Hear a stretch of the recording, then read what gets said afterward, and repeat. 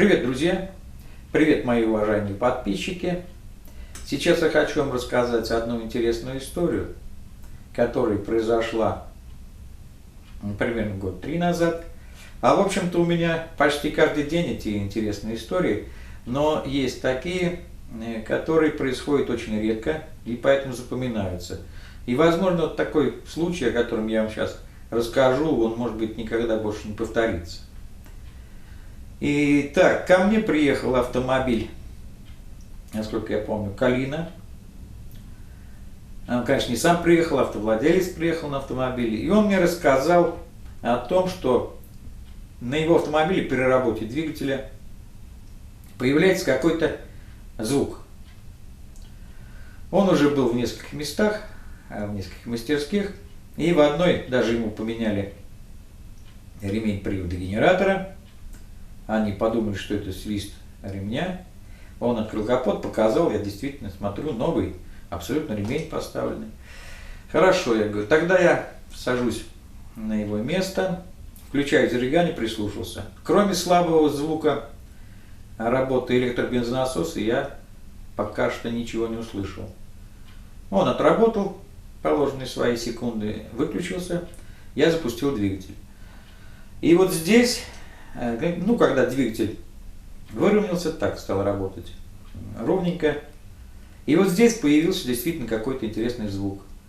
И этот звук не был похож на звук свиста вот этого приводного ремня генератора, не был похож на звук работы электробензонасоса.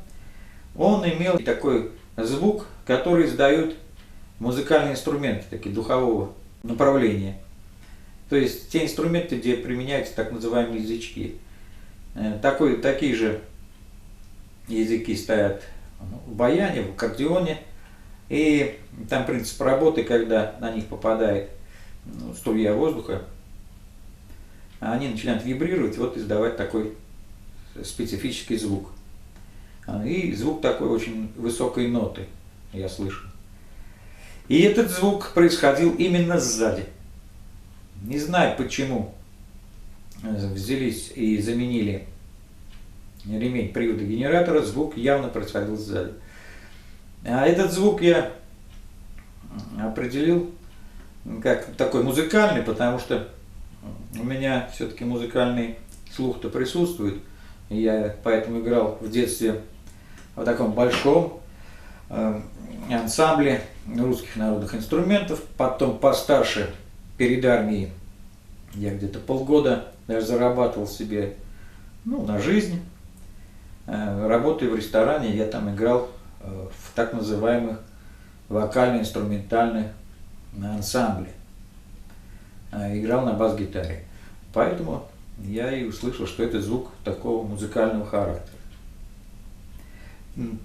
После этого я взял вот этот свой инструмент, которым я пользуюсь для прослушивания различных шумов. Но больше всего, конечно, меня интересует это шум подшипников генератора, чтобы не спутать их там со звуком неисправного ролика натяжителя, звука помпы, и других каких-то звуков двигателя, а именно вычислить, что это звук неисправного подшипника в генераторе.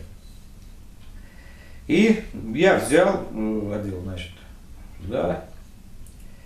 вышел из автомобиля и снизу присел и снизу прислонил вот эту палку, которая у меня здесь в виде такого щупа. Вот подсоединил снизу к баку. И услышал звук такой уже сильно слышно. Это звук работающего электробензонасоса. А за этим сильным звуком накладывался на него вот опять этот же музыкальный звук высокой ноты, но уже прослушивался он не очень сильно. И тогда я понял, что звук находится все-таки где-то в районе бензобака, но только если прикрывает его звук работы бензонасоса, значит он где-то над ним. Тогда уже я в это время заглушил двигатель, откинул сиденье, открыл лючок, там, где есть доступ, значит, к крышке вот этого бензонасоса. И там опять стал прослушивать сверху при помощи опять этого инструмента. Запустили двигатель, я слушаю. Значит, по центру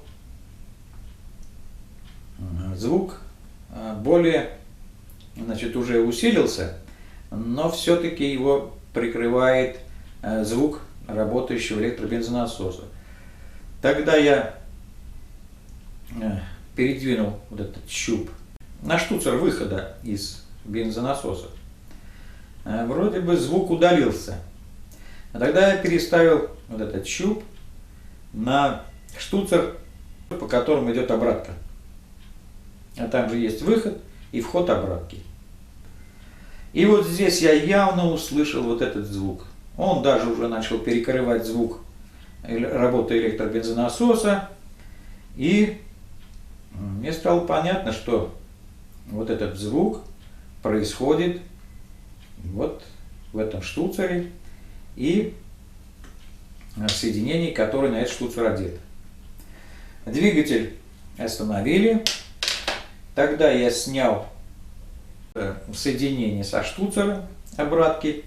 И там на штуцере, он такой же пластмассовый, на колинах, выходной и входной штуцер, они пластмассовые. И там я увидел, сейчас я, наверное, приближу камеру, чтобы было видно. И там я увидел вот нечто похожее вот на то, что я сейчас изобразил. Вот, допустим, сам штуцер этот пластмассовый, а на конце, ну, это я приклеил бумажечку здесь, ну, по-другому нельзя как-то будет показать. Вот такой вот отливчик из того же материала, из того же пластмасса. Видимо, когда отливали вот эту деталь, штуцер, бывает, что такие вот наплывы очень тонкие, и они немного так уходят, закругленные, остренькие бывают, или закругленные. И вот там, на этом штуцере, вот как раз и был вот этот вот, ну, брак, что ли, назовем его. И получалось так, что вот этот вот отливчик, имея вот такую форму, он попадал навстречу вот сюда движущемуся потоку топлива под давлением, а там почти 4 килограмма. И он начинал вибрировать. Вот и получался вот такой музыкальный инструмент. После того, как я сначала кусачками это все откусил, потом немножко надфилем подправил, одел назад соединение, запустили двигатель, и уже никакого звука больше не было. Ну, в общем-то, вот и вся история. И, как вы видите, каких случаев только не бывает. На этом я с вами прощаюсь. Всем желаю крепкого здоровья и удачи во всех делах. Пока.